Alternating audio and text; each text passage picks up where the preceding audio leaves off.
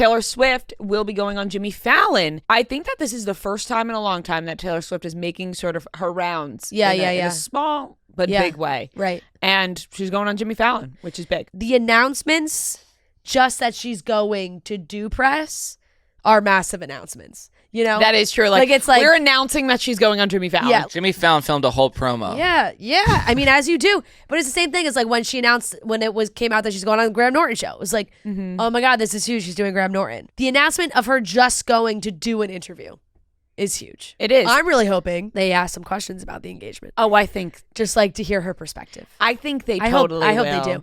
And I think they will. And I think she'll allow it because it's like such a happy and fun thing to talk about. And I'm sure she'd be ecstatic to talk about it. Because sometimes I'm sure that Tree is very stern on the like crossing the line of like personal questions and all those things.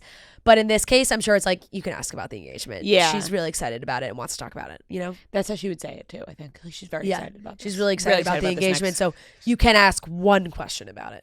Yeah, I totally can see that. And but then, like nothing about wedding planning or anything like that, but just like how she feels about the engagement. And then if Taylor wants to bring up wedding planning herself, then she does that herself.